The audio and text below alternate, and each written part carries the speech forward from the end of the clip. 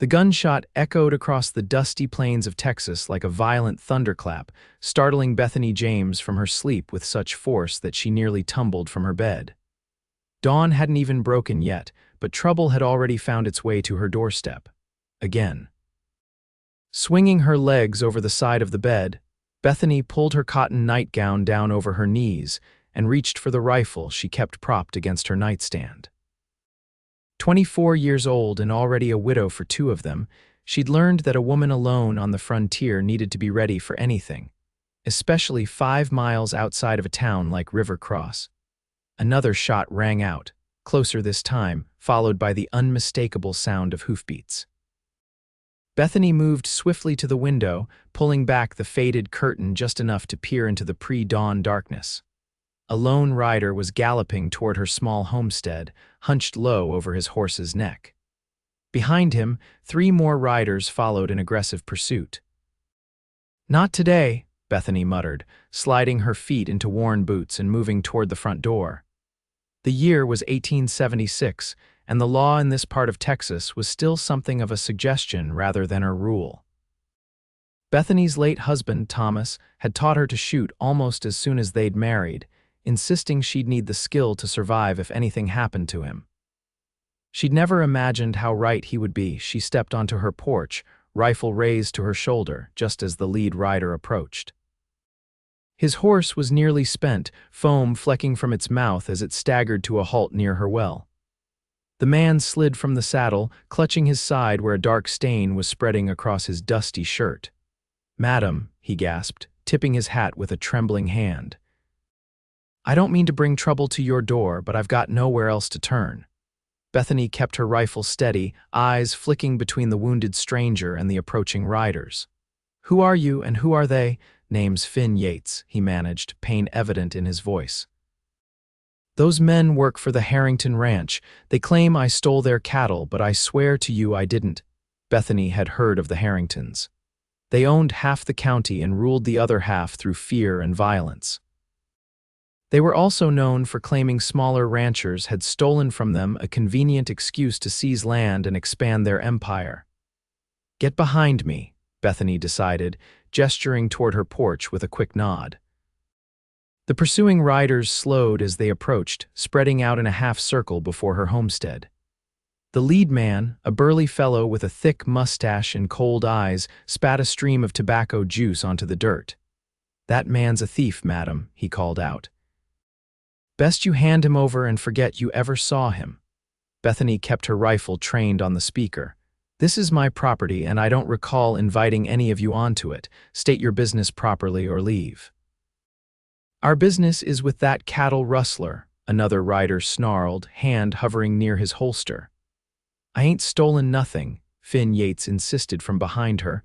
"They're looking to run me off my land, same as they've done to others." The standoff stretched for several tense seconds before the lead rider finally shrugged. "Have it your way, woman, but harboring a thief makes you just as guilty. The Harringtons don't forget such things." "Neither do I," Bethany replied coolly. "Now get off my land." With reluctant scowls and muttered threats, the men turned their horses and rode away, disappearing into the lightening horizon.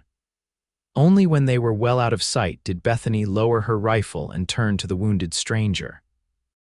He was younger than she'd initially thought, perhaps 30, with sun-bronzed skin and eyes the color of a summer storm. Despite his obvious pain, there was a dignity in the way he carried himself, a straight-backed pride that reminded her of Thomas. "Thank you," he said simply, pressing his hand more firmly against his bleeding side. "Not many would stand against the Harrington men." "Let's get you inside," Bethany replied, gesturing toward the door. "That wound needs tending." Finn followed her into the modest cabin, his gaze taking in the sparse but clean interior. A small kitchen area with a cast iron stove occupied one corner, a handmade table with 2 chairs in another. A doorway led to what was presumably a bedroom, and a braided rug softened the wooden floor underfoot. "Sit," she instructed, pointing to one of the chairs as she set down her rifle and moved to retrieve her medical supplies. Finn eased himself onto the chair with a barely suppressed groan. I truly am sorry for bringing trouble to your doorstep, madam. If you'd point me in the direction of the nearest town once you've patched me up, I'll be on my way."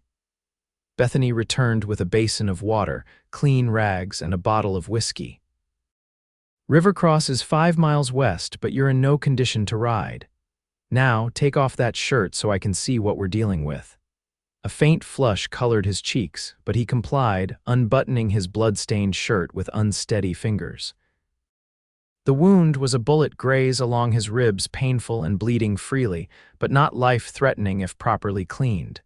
"You're lucky," Bethany observed, dampening a cloth. "A few inches to the left and we wouldn't be having this conversation," Finn hissed as she began cleaning the wound. "Luck's not something I've had much of lately." As Bethany worked, the eastern sky gradually lightened outside her windows. Birds began their morning songs, and the familiar sounds of a new day emerging filled the small cabin. "You live here alone?" Finn asked, clearly trying to distract himself from the pain as she applied the whiskey to his wound. "Since my husband died 2 years ago," Bethany answered, focusing on her task. "Thomas caught fever. 3 days later, I was a widow." Finn was silent for a moment. "I'm sorry." "That's a hard road for anyone, especially out here." "I manage," she said simply, beginning to wrap clean bandages around his torso. Her fingers brushed against his warm skin, and she couldn't help but notice the lean muscle beneath her touch. It had been a long time since she'd been this close to a man. Once his wound was dressed, Bethany stepped back, wiping her hands on her apron. "You should rest. I'll fix us some breakfast, and then we can figure out what to do about your situation." Finn looked about to protest, but then nodded gratefully. "Thank you, Mrs. James, Bethany James, but just Bethany is fine." "Thank you, Bethany," he said, her name sounding somehow different in his low, melodic voice. "I won't forget this kindness." As Bethany moved to the stove to prepare breakfast, she was acutely aware of the stranger's presence at her table, the first man to sit there since Thomas had passed. She cracked eggs into a pan and sliced bread, feeling oddly unsettled by the disruption to her solitary routine. By the time she placed a plate before him, eggs, bread, and a strip of salt pork, the sun had fully risen, casting golden light across her small homestead. Finn ate with the hunger of a man who hadn't seen a proper meal in days, though he maintained impeccable manners throughout. "This is mighty fine cooking," he complimented between bites. "Reminds me of my mother's." Bethany sat across from him with her own plate, studying him openly. "So, Mr. Yates, tell me the truth about why the Harrington men are after you." He met her gaze steadily. "I told you the truth. I have a small ranch about 15 miles from here. Nothing grand, 30 head of cattle, a decent well, and land that's mine free and clear. The Harringtons want it because it borders their northern pasture and has the best water access for miles. And they're using cattle rustling accusations as an excuse to drive you off." Finn nodded. "They've done it before. 3 other small ranchers have either sold to them for pennies or simply disappeared. When I refused their offer last month, things turned ugly." Bethany considered this as she ate. She'd heard similar stories about the Harringtons. Thomas had been fortunate enough to secure their land before the Harringtons had expanded this far east, but she'd always worried they might eventually set their sights on her property. "You can stay until that wound heals a bit," she finally offered, "but I should warn you those men will be back." "I can leave today," Finn insisted. "I won't bring more danger to your door." "And go where?" Bethany challenged. "Back to your ranch where they'll be waiting." "Into town where they likely have men watching. You need time to heal and plan your next move." Their eyes met across the table, a silent understanding passing between them. 2 individuals standing alone against the tide of greed and lawlessness that often swept through these territories. 2 days, Finn conceded. "Then I'll be on my way before I cause you any more trouble." Bethany nodded, rising to clear their plates. As she turned to the wash basin, she realized with a small start that this was the first time she'd set 2 places for breakfast since Thomas died. The thought brought an unexpected lump to her throat. The day passed in cautious domesticity. Finn insisted on helping where he could, despite his injury. He split kindling for the stove, careful not to strain his wounded side, and helped Bethany feed her small collection of chickens and the milk cow she kept in the lean-to beside the cabin. As dusk approached, Bethany prepared a simple supper of beans, cornbread, and the last of her preserved venison. They ate by lantern light, the conversation flowing more easily than she would have expected with a stranger. Finn spoke of his time as a cattle driver before he'd saved enough to buy his own small spread. He'd come from Georgia originally, leaving after the war when there was nothing left for him there. He didn't elaborate, and Bethany didn't press. Everyone in these parts had stories they preferred to leave untold. "You should take the bed," Bethany said as she cleared their supper dishes. "With that wound, you shouldn't be sleeping on the floor." "I won't put a lady out of her bed," Finn protested. "I've slept on harder ground than your floor, I assure you." "Then we're at an impasse," Bethany replied with a small smile, "because I'm not taking the bed either." In the end, they compromised. Bethany made a pallet on the floor of her bedroom with extra blankets, insisting that Finn take the bed where his wound would have a better chance of healing properly. He agreed only after she promised they would switch the following night.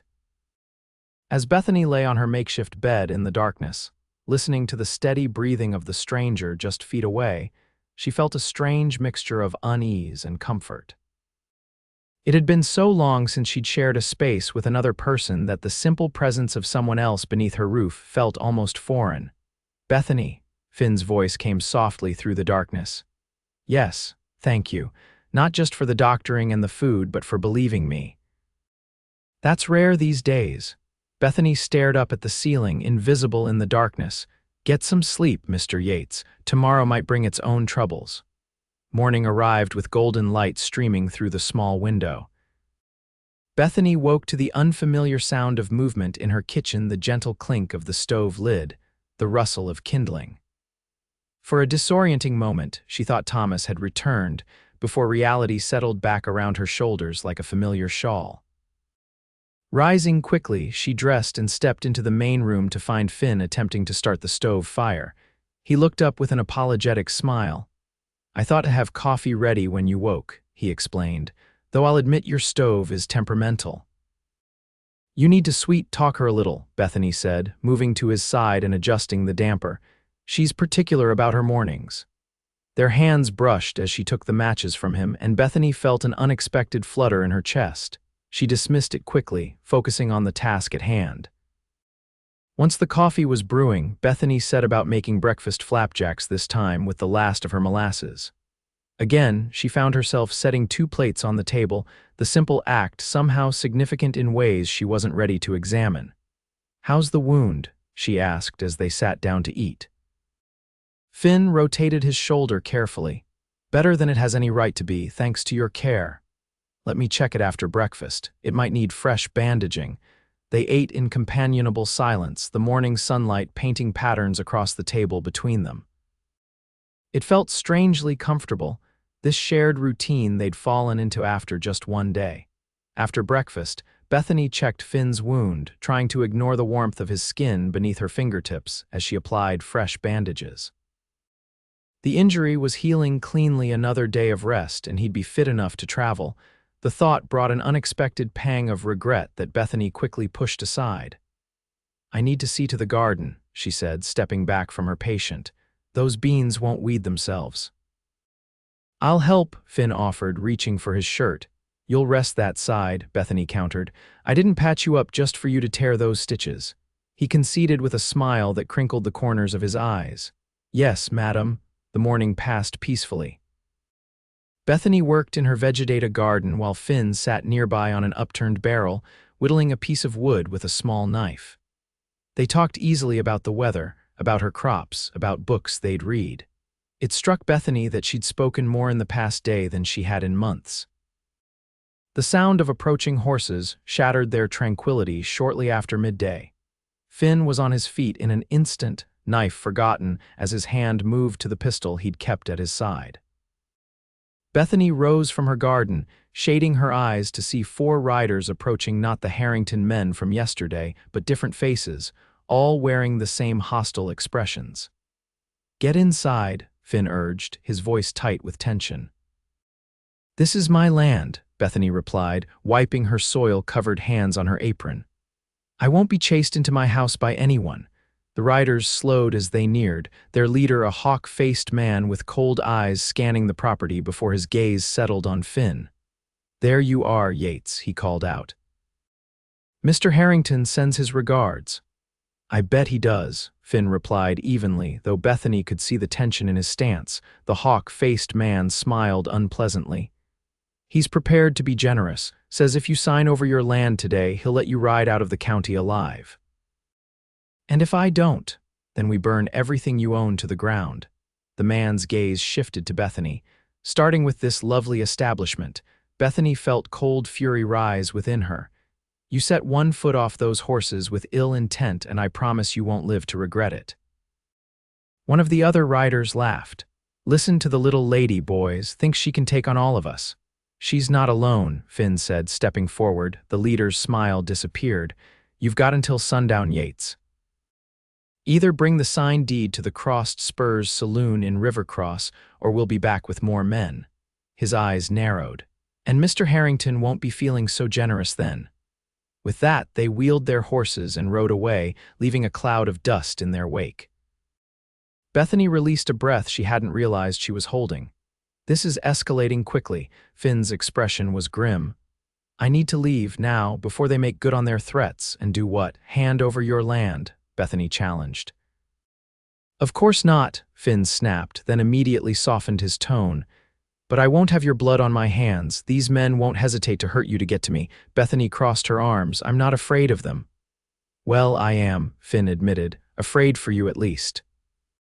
He ran a hand through his hair in frustration. "There must be some law in this county that isn't in Harrington's pocket. The closest U.S. Marshal is in Fort Worth, 2 days' ride from here," Bethany said, "and Sheriff Davis in Rivercross won't cross the Harringtons." "He values his position too much." Finn paced, wincing slightly as the movement pulled at his wound. "Then I need to face them directly, tonight at the saloon." "That's suicide," Bethany protested. "Not if I can convince the other ranchers to stand with me," Finn argued. "Harrington's been pushing everyone around for too long. Maybe it's time someone pushed back." Bethany stared at him, recognizing the determination in his eyes, the same look Thomas had worn when facing challenges. "You can't do it alone." "I don't intend to," Finn replied. "But I need to get to town, talk to people, see who might be willing to stand against Harrington." "Then I'm coming with you," Bethany decided. When Finn began to protest, she held up a hand to silence him. "My mind's made up. Besides, I need supplies from the general store." The ride to Rivercross was tense but uneventful. They traveled side by side, alert for any sign of Harrington's men, but the trail remained clear. As they approached the town, Bethany couldn't help but notice how naturally they moved together, as if they'd been riding companions for years, rather than mere acquaintances of a day. Rivercross was a typical frontier town, one main street lined with false-fronted buildings, including a general store, a hotel, the Crossed Spurs Saloon, and various other establishments necessary for civilization's tenuous foothold in the territory. A few side streets housed smaller buildings and homes, all clustered together as if for protection against the vast wilderness surrounding them. They hitched their horses outside the general store first. Inside, Bethany gathered the supplies she needed while Finn spoke quietly with the proprietor, Mr. Reynolds, a thin man with spectacles and a perpetually worried expression. "Harrington's squeezing everyone," Reynolds confirmed in hushed tones when Bethany joined them. "Raised the freight prices for anyone who won't sell to him," threatened the livery owner when he repaired Simmons' wagon after Harrington told him not to. "Is there anyone willing to stand against him?" Finn asked. Reynolds glanced nervously toward the door. "Maybe. Jenkins lost his north pasture to Harrington last month, and the Miller brothers are close to losing everything because Harrington dammed up the creek that waters their land." "Where can I find them?" "Jenkins stays at the boarding house since his wife left." "The Millers might be at the saloon by now." Reynolds leaned closer. "Be careful, Yates. Harrington has eyes everywhere." As if to prove his point, the door opened to admit a burly man wearing a Harrington Ranch belt buckle. He nodded to Reynolds before his gaze settled on Finn and Bethany with obvious recognition. "Mr. Yates," he said with false joviality, "and the widow James, shopping together, how neighborly." "Just passing through," Finn replied neutrally, "I'm sure." The man smiled unpleasantly. "Mr. Harrington will be interested to hear that." He tipped his hat and left without making a purchase, his message delivered. Reynolds swallowed hard. "You see, nothing happens in Rivercross that Harrington doesn't know about." "Then there's no point in being secretive," Finn decided. "If Harrington's watching anyway, we might as well be direct." They left the store with Bethany's supplies, stepping back into the late afternoon sunshine. The street was busier now, with cowboys and townspeople going about their business as the workday wound toward evening.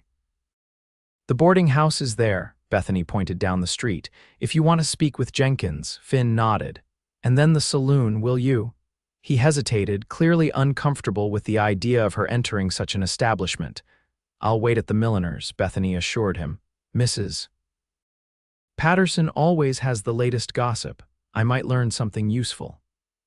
They agreed to meet in an hour, and Bethany watched Finn stride toward the boarding house, his tall figure cutting a distinctive silhouette against the setting sun.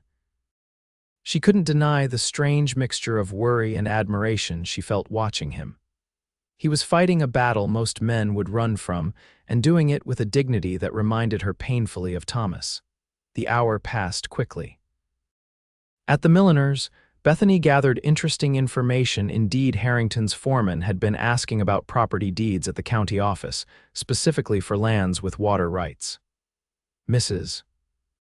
Patterson's husband worked at the bank, and he'd mentioned that Harrington had taken out a substantial loan recently, using his existing properties as collateral. "He's overextending himself," Mrs. Patterson whispered behind her hand. "If he doesn't acquire more land, and soon he might lose everything." This explained the increasing desperation in Harrington's tactics. He wasn't just building an empire, he was trying to save the one he already had. When Bethany emerged from the shop, the sun had nearly set, painting the western sky in brilliant oranges and reds. She spotted Finn immediately, standing outside the general store with two other men, a weathered older man she recognized as Jenkins, and one of the Miller brothers. Their expressions were serious as she approached, but all three men nodded respectfully in greeting. "Mrs. James," Jenkins said, tipping his hat. "Finn here says you've been harboring a fugitive." "Is that what I'm doing?" Bethany replied with a small smile. "According to Harrington," Miller added, "but according to everyone else, you're sheltering a man who's standing up to the biggest bully in the county." Finn looked at Bethany, a question in his eyes. "I've explained the situation. Jenkins and the Millers are willing to stand with me tonight when Harrington's men come for an answer." "And what answer will you give them?" Bethany asked. "The only one I can," Finn replied simply. "No." The Crossed Spurs saloon was crowded by the time they entered. Finn, Jenkins, both Miller brothers, and three other ranchers who joined their cause after hearing the plan. Bethany, despite protests from all the men, had insisted on coming too. "If we're making a stand," she'd argued, "then I'm standing with you." The saloon fell momentarily silent as they entered, conversations dying away as heads turned to observe the unusual group. Harrington's men were easily identifiable, occupying a large table near the bar. The hawk-faced man from earlier raised his glass in mocking salute. "Right on time, Yates," he called. "Brought some friends, I see." "Neighbors," Finn corrected, stepping forward. The other ranchers fanned out behind him, presenting a united front. Men who are tired of being bullied and cheated. The hawk-faced man's smile tightened. "Mr. Harrington isn't here yet, but he'll be pleased to see you've brought witnesses for the deed signing." "There won't be any signing," Jenkins spoke up. "Not by Yates, not by any of us." A dangerous silence fell over the saloon as the patrons sensed the tension building. Bethany remained near the door, watching Finn carefully. His wound had to be paining him, but he showed no sign of weakness as he faced down Harrington's men. The batwing doors swung open behind them, and a large man entered, followed by two armed cowboys. Victor Harrington was in his 50s, with iron-gray hair and the ruddy complexion of someone who spent more time drinking than working outdoors. His expensive clothes and gold watch chain marked him as a man of wealth, but there was a coldness in his eyes that spoke of how that wealth had been obtained. "Well, well," Harrington drawled, surveying the group before him. "A regular town meeting, is it?" "We're here to deliver a message," Finn said, his voice steady. "Your land grabbing ends now, not just for me, but for everyone in this county." Harrington's eyebrows rose in mock surprise. "Land grabbing, I make fair offers for property, Yates." "It's hardly my fault if some men can't manage their affairs properly." "Fair," Miller scoffed. "You dammed the creek that waters my land, then offered me a tenth of its value when my cattle started dying of thirst, and you burned my barn," Jenkins added. "After your men stampeded your cattle through my cornfield." Other voices joined in, each with a story of Harrington's underhanded tactics. Bethany watched the rancher's face darken as the accusations mounted. More importantly, she watched the other patrons of the saloon listening intently, many nodding in recognition of similar experiences. "Enough," Harrington finally barked, his facade of civility cracking.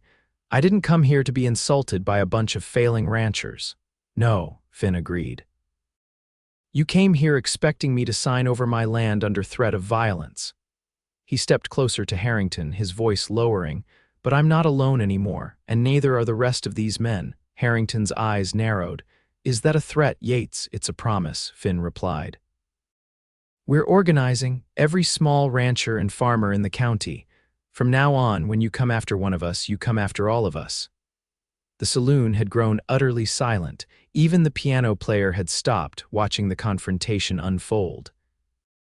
Harrington glanced around, clearly taking the measure of the situation and the witnesses. Finally, he forced a laugh. "Big talk from a man who's one step away from losing everything." "Actually," Bethany spoke up, stepping forward, "I believe you're the one overextended, Mr. Harrington. Your loan at the bank comes due in 3 months, doesn't it? The one secured against properties you already own." Harrington's face flushed with anger as murmurs rippled through the saloon. "You should be careful, widow. Women who stick their noses where they don't belong often find themselves in unfortunate situations." Finn moved instantly, placing himself between Bethany and Harrington. "That's the last threat you'll make to anyone in this room." For a long moment, tension crackled in the air, and Bethany feared violence was inevitable. Then, unexpectedly, Sheriff Davis pushed through the crowd, his badge gleaming in the lamplight.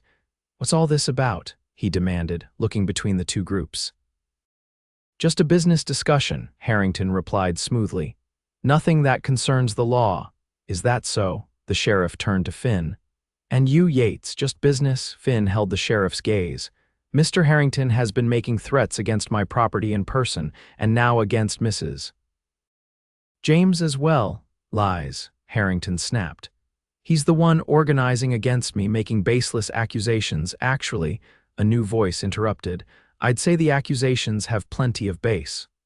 All heads turned to see a tall, broad-shouldered man standing in the doorway. He wore a dusty trail coat, but when he moved, the silver star pinned to his vest caught the light.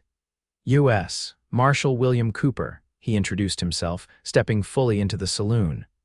"I've been investigating reports of land fraud and intimidation in this county for the past month." Bethany felt a surge of hope as Harrington's face went ashen. The marshal moved through the crowd until he stood before the rancher. "Victor Harrington," he said formally, "I'm placing you under arrest on suspicion of fraud, coercion, destruction of property, and conspiracy to commit violence." "This is absurd," Harrington sputtered. "Sheriff, are you going to allow this?" Sheriff Davis looked distinctly uncomfortable. "Marshal Cooper has jurisdiction here, Harrington. I've spoken to 12 ranchers and farmers who have lost land to you under suspicious circumstances," the marshal continued, "and I've documented evidence of threats, sabotage, and falsified documents." He nodded to Finn and the others. "Your testimony will be required at the territorial court in Fort Worth next month." As the marshal led a protesting Harrington away, the tension in the saloon gradually dissolved into excited conversation. Finn turned to Bethany, his expression a mixture of relief and disbelief. "Did you know the marshal was investigating?" he asked. Bethany shook her head. "But it explains why Harrington was getting desperate. He must have suspected something." The celebration that followed was spontaneous and heartfelt. Drinks were raised to Finn and the others who had stood against Harrington. Even Sheriff Davis, after some initial awkwardness, admitted he'd been afraid to challenge the powerful rancher and promised to do better by the community going forward. It was well past midnight when Finn and Bethany finally left the saloon. The night air was cool and refreshing after the stuffy interior, the stars brilliant above them as they collected their horses. "You should stay in town tonight," Finn suggested as they prepared to ride. "It's late and the trail is dark." "I know the way blindfolded," Bethany assured him. "Besides, I have chickens to feed in the morning." Finn smiled at that, then grew serious. "Bethany, he hesitated, searching for words. "What you did in there standing with us, speaking up, it was brave." "No braver than what you did," she replied softly. "Standing up for what's yours." Their eyes met in the silvery moonlight and something unspoken passed between them. Then Finn cleared his throat and mounted his horse. "Let's get you home." The ride back to Bethany's homestead was peaceful, the night alive with the sounds of crickets and distant coyotes. They rode close together, occasionally talking but mostly sharing a comfortable silence. As Bethany's cabin came into view, a sense of wistfulness settled over her. Tomorrow, with the threat from Harrington neutralized, Finn would have no reason to stay. He would return to his own ranch and she to her solitary existence. The thought left an unexpected emptiness in her chest. Once the horses were settled in the lean-to, they entered the cabin together. Bethany lit a lamp, its warm glow chasing away the darkness. Neither seemed eager to end the evening despite the late hour.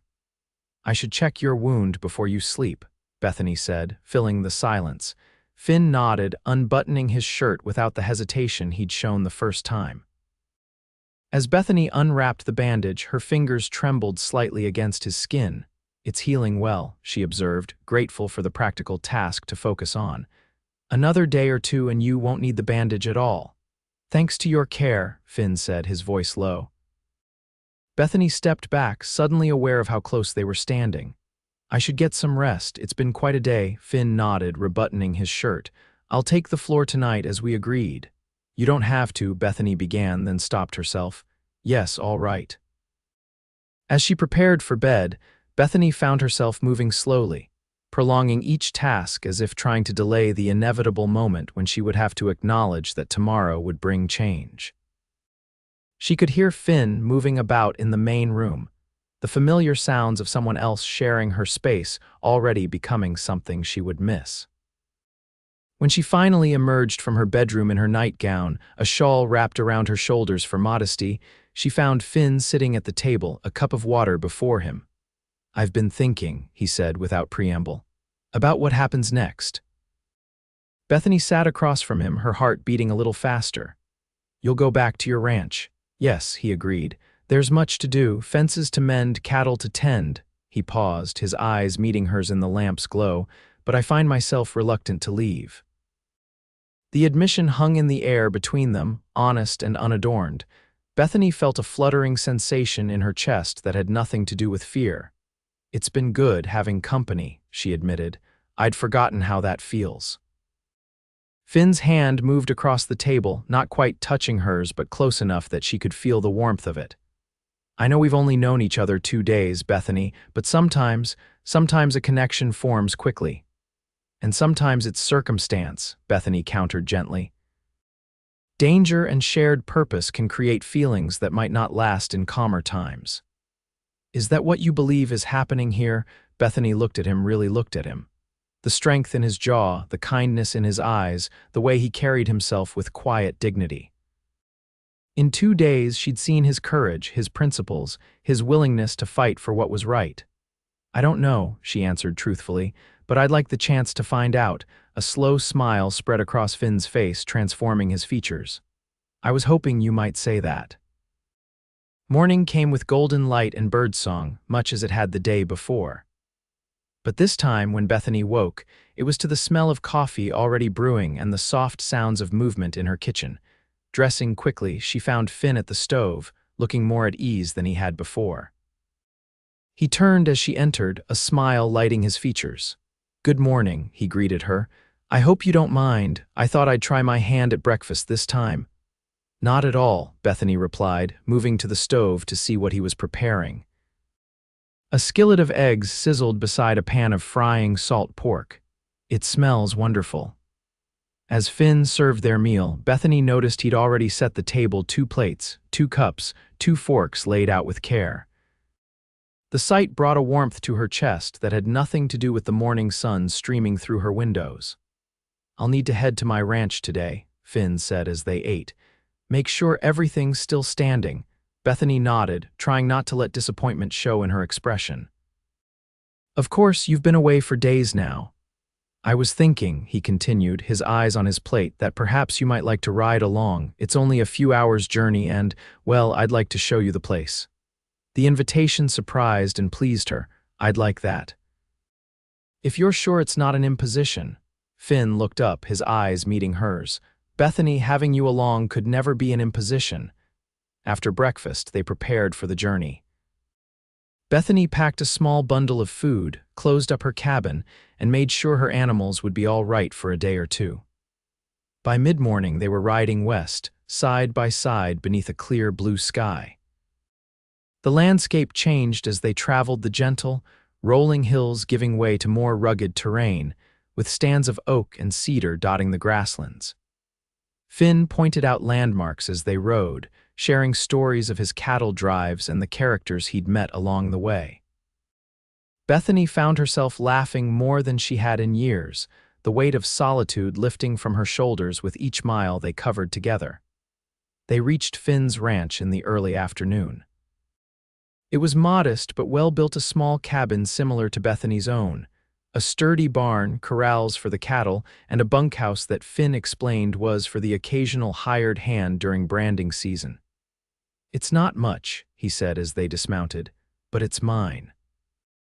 Every board and nail paid for with honest work."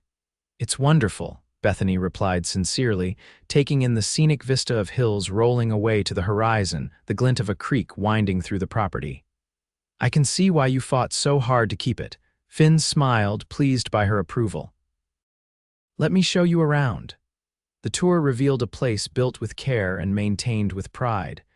The cabin was simple but comfortable, with handmade furniture and shelves lined with books, a surprise that delighted Bethany. The creek that Harrington had coveted provided clear, sweet water, and the pastures were lush with grass for grazing, to Bethany's relief. Nothing had been disturbed during Finn's absence. The cattle were grazing peacefully, and the buildings stood untouched. Whatever plans Harrington's men had harbored against the property had been forestalled by the marshal's intervention. As the afternoon waned toward evening, they sat together on the porch of Finn's cabin, watching the sun begin its descent toward the western hills. A comfortable silence settled between them, broken only by the distant lowing of cattle and the whisper of wind through the grass. "What happens now?" Bethany finally asked, the question that had been hovering between them since the night before. Finn turned to look at her, his expression thoughtful. "Now we testify against Harrington when the time comes. We rebuild what he tried to tear down." He paused, his gaze steady on her face. "And perhaps we see if this connection between us is as real as I believe it to be." Bethany felt her heart quicken. "And if it is, then I'd count myself the luckiest man in Texas," Finn replied simply.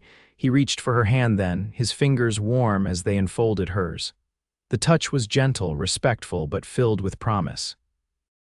Bethany found herself leaning closer, drawn by something that transcended the brief time they'd known each other. When their lips met, it felt both surprising and inevitable, a moment that had been building since she'd first seen him riding toward her homestead. The kiss was tender, unhurried, a question and an answer all at once. As they drew apart, Bethany saw in Finn's eyes the same wonder she felt, that in the midst of danger and conflict, they had found something unexpected and precious. Stay, Finn whispered. Not just tonight, but see if this place, if I, could be part of your future. Bethany thought of her own homestead, the solitary life she'd built there since Thomas's death. She'd survived, yes, but had she truly lived? The past few days with Finn had awakened something she'd thought long dormant, the desire for connection, for companionship, for the kind of partnership she'd once known. I'd like that, she replied softly, to see where this leads.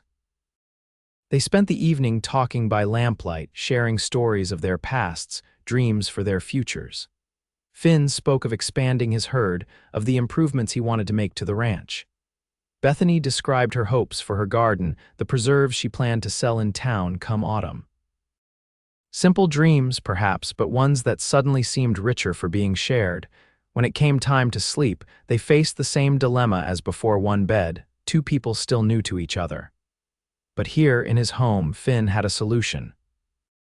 He'd sleep in the bunkhouse, giving Bethany privacy and propriety while still keeping her close. "I'll see you at breakfast," he promised as they parted for the night. Morning came with a sense of possibility that Bethany hadn't felt in years. She woke in Finn's cabin, surrounded by his belongings, and found herself imagining a life intertwined with his. Not as a replacement for what she'd lost with Thomas, but as something new and different, equally valuable in its own right. When she stepped onto the porch, she found Finn already at work, tending to the horses in the corral. He looked up as she appeared, his smile immediate and warm, and Bethany knew with sudden certainty that she was exactly where she was meant to be. Over the weeks that followed, they fell into a rhythm, dividing their time between his ranch and hers. They worked side by side, mending fences, tending gardens, caring for livestock. In the evenings, they shared meals and conversation, learning each other's habits and histories. Finn rode with Bethany to Fort Worth for the territorial court hearing, standing beside her as they testified against Harrington. The evidence against the rancher was overwhelming, and when the judge sentenced him to 5 years in the territorial prison, a sense of justice settled over the community. With Harrington's influence removed, the small ranchers began to thrive again. Jenkins reclaimed his northern pasture. The Miller brothers repaired the sabotaged dam and restored water to their land. Throughout the county, those who had suffered under Harrington's thumb began to rebuild, and through it all, the connection between Finn and Bethany deepened. What had begun in crisis blossomed in peace, growing stronger with each passing day. They discovered shared interests: a love of books, a preference for sunrise over sunset, a dry humor that often left them laughing long into the evening. They also found differences: Bethany's methodical approach to tasks versus Finn's more intuitive style, his preference for coffee strong enough to stand a spoon in it, while she favored hers with plenty of cream. But these differences became points of gentle teasing rather than conflict, adding texture to their relationship. 3 months after they had first met, Finn rode with Bethany to her homestead on what had become one of their regular visits to check on her property. As they approached the cabin, Bethany noticed Finn was unusually quiet, a thoughtful expression on his face. "Is something troubling you?" she asked as they unsaddled their horses. Finn shook his head. "Not troubled, just thinking about," he smiled, but didn't answer directly. "Let's get settled first." Inside the cabin, Bethany moved automatically to the stove, preparing to make coffee as she always did upon their arrival. Finn watched her from the doorway, his expression soft with an emotion that made her heart flutter. "We've been dividing our time between 2 places," he said finally. "Back and forth, never quite settled in either one." Bethany turned to face him. "It's been working well enough, hasn't it?" "It has," Finn agreed, "but I've been thinking about the future, our future, if you'll have one with me." He crossed the room to stand before her, taking her hands in his. "Bethany James, I know we've known each other only a few months, but I've never been more certain of anything in my life. I love you. I want to build a life with you, not half here and half there, but fully, completely together." Bethany felt tears spring to her eyes, unexpected but welcome. "Are you asking me to marry you, Finn Yates?" "I am," he confirmed, his voice steady despite the vulnerability in his eyes. I'm asking you to be my wife, my partner, the person I wake up beside every morning for the rest of our days." Joy blossomed in Bethany's chest, spreading outward until she felt she might burst with it. "Yes," she whispered. "Yes, I'll marry you." Finn's face lit with a smile so radiant it took her breath away. Then he was kissing her, his arms encircling her waist, lifting her off her feet in his enthusiasm. Bethany laughed against his lips, wrapping her arms around his neck, feeling lighter than she had in years. "I have something for you," Finn said when he finally set her down. He reached into his pocket and withdrew a small object, a ring with a modest pearl set in silver. "It was my mother's. I've been carrying it since I decided to ask you." As he slid the ring onto her finger, Bethany felt a sense of rightness settle over her. This wasn't the future she had imagined for herself after Thomas died. It was better, different, a second chance she hadn't dared hope for. "Now we need to decide where we'll make our home," Finn said, his arms still around her. "Your place or mine?" Bethany considered this. Both properties had meaning for them, hers as the place they had first met, his as the land they had fought to protect. "What if we didn't have to choose?" she suggested. "Your ranch has better water and more land for cattle. But this place is closer to town, better for growing crops and selling them." Finn's brow furrowed. "You're suggesting we keep both? Why not? We could make your ranch our main home, but keep this place for the garden and as a way station when we need to go to town." A smile curved her lips. "And perhaps someday when we have children, one of them might want a place of their own to start with." Finn's eyes widened at the mention of children, then softened with obvious pleasure at the thought. "Children," he repeated as if testing the word. "Our children." "If we're blessed with them," Bethany said, a hint of vulnerability in her voice. She had hoped for children with Thomas, but it hadn't happened before his death. "We already are blessed," Finn assured her, kissing her forehead. "Anything more is just grace upon grace." They were married 2 weeks later in the small church in Rivercross. Jenkins gave Bethany away, and the Miller brothers stood up with Finn.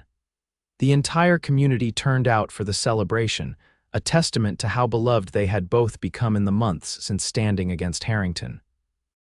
As autumn turned to winter, they settled into life together on Finn's ranch, making improvements to both properties as time and resources allowed. Bethany planted an expanded garden at her homestead, but focused on making their main home at Finn's ranch as comfortable and welcoming as possible. Winter nights were spent by the fireplace, reading aloud to each other or simply talking, planning their future together. Finn spoke of expanding the herd in the spring, perhaps hiring a permanent ranch hand to help with the increased workload. Bethany shared her ideas for preserves and vegetables she could sell in town, maybe even to the hotel once their production increased. Domestic contentment wrapped around them like a warm blanket, all the sweeter for being unexpected. Each morning they woke side by side, grateful for the day ahead and the company they would keep throughout it. Spring arrived with its promise of renewal. The creek ran high with melted snow from the distant mountains, wildflowers carpeted the meadows, and new calves tottered beside their mothers in the pastures. Finn hired 2 young cowboys to help with the expanding herd, building additional corrals to accommodate the growth. Bethany divided her time between the 2 properties, tending gardens at both, establishing a routine that allowed them to maximize the potential of each place. On the days she spent at her original homestead, Finn would often ride over to join her for the evening, returning together to their main home as the sun set. It was on one such evening in late spring, as they sat at the table in Bethany's cabin enjoying a simple supper, that Bethany felt a familiar wave of nausea wash over her. She'd been feeling unwell for several days, but had attributed it to the long hours of spring planting. Finn noticed immediately. "Are you all right? You've gone pale." "I'm fine," Bethany assured him, though she set down her fork. "Just a little queasy, it will pass." Finn's brow furrowed with concern. "This is the 3rd time this week. Perhaps we should ride into town tomorrow, see the doctor." Bethany was about to dismiss the suggestion when a sudden realization struck her. The nausea, the fatigue she'd been feeling, the way certain foods no longer appealed to her symptoms, she recognized from stories shared by other women. "Finn," she said slowly, a tentative hope blooming in her chest, "I don't think I need a doctor, at least not for an illness." Confusion crossed his face, quickly followed by dawning comprehension. "Bethany, are you saying?" She nodded, a smile spreading across her face despite the lingering queasiness. "I think we may be having a baby." The joy that transformed Finn's expression was something Bethany knew she would remember for the rest of her life. He was on his feet in an instant, coming around the table to kneel beside her chair, his hands gently cradling her face. "A baby," he whispered, awe in his voice. "Our baby." Tears welled in Bethany's eyes as she nodded. "It's early yet and I can't be certain, but yes, I believe so." Finn's arms encircled her, holding her as if she were made of the most precious porcelain. "I love you," he murmured against her hair. "Both of you." The confirmation came from the doctor in Rivercross a week later. By Christmas, he predicted they would welcome their child into the world. The news spread quickly through their small community, bringing congratulations and offers of help from neighbors and friends. Summer passed in a haze of preparation and anticipation. Finn converted one of the spare rooms at the ranch into a nursery, crafting a cradle from oak with his own hands. Bethany sewed tiny garments in the evenings, her growing belly a constant reminder of the miracle they had created together. They spoke often of names, of hopes for their child's future, of the legacy they would build together on the land they had fought to protect. In those conversations, Bethany saw a depth of tenderness in Finn that made her love him all the more. Autumn brought cooler days and the ripening of Bethany's body. Her movements slowed as the baby grew, but her happiness only increased. She found herself lingering in the nursery, running her fingers over the smooth wood of the cradle, imagining the tiny life that would soon occupy it. Finn grew more protective, insisting on accompanying her whenever she traveled between properties, watching over her with loving concern. At night, he would rest his hand on her rounded belly, marveling at the occasional kicks and movements of their active child. In early December, as the first light snow dusted the ranch, Bethany went into labor. The midwife from Rivercross arrived quickly, ushered into their home by a nervous but determined Finn. The labor was long and difficult, stretching through the night and into the following day. Finn paced outside the bedroom, his face growing more anxious with each passing hour. Finally, as afternoon sunlight slanted through the windows, a tiny cry pierced the air. Moments later, the midwife opened the door, her face wreathed in smiles. "Congratulations, Mr. Yates," she announced. "You have a healthy daughter." Finn entered the bedroom with reverent steps, his eyes immediately finding Bethany propped against the pillows, a small bundle cradled in her arms. She looked exhausted but radiant, her face glowing with a joy he had never seen before. "Come meet your daughter," Bethany whispered. Finn approached the bed, his heart pounding, and gazed down at the tiny face nestled against Bethany's breast. The baby had a dusting of dark hair and skin still flushed from birth. Her miniature features a perfect blend of both her parents. "She's beautiful," Finn breathed, sitting carefully on the edge of the bed. "Just like her mother." Bethany smiled tiredly. "Would you like to hold her?" With gentle hands, Finn accepted the swaddled infant, cradling her close to his chest. The baby's eyes fluttered open dark blue, as all newborns are, and seemed to focus on his face. In that moment, Finn felt his world shift and expand, making room for this new love that already filled his heart to bursting. "Hello, little one," he murmured. "I'm your father." They named her Hope, for all she represented in their lives, the future they had fought for, the love they had found when neither expected it, the joy that had come from standing together against adversity. On Christmas morning, as snowflakes drifted past their windows, Finn and Bethany sat before the fireplace with Hope sleeping peacefully in her mother's arms. The moment was perfect quiet, intimate, filled with the contentment of dreams fulfilled. "I never imagined I could be this happy again," Bethany confessed, looking up from their daughter's face to meet Finn's gaze. "After Thomas died, I thought that part of my life was over." Finn reached out to tuck a strand of hair behind her ear, his touch gentle. "And I never thought I'd find someone worth staying for." he smiled, remembering their beginning, until a brave woman set 2 plates at her table. Bethany returned his smile, remembering that first breakfast they had shared, how setting that second place had been both an act of kindness and, unknowingly, an opening of her heart. "I'm glad you stayed," she said softly. Finn leaned forward to kiss her, then pressed his lips to their daughter's forehead. "For breakfast," he murmured, "and for all the days that followed." Outside, the snow continued to fall, blanketing their ranch in pristine white.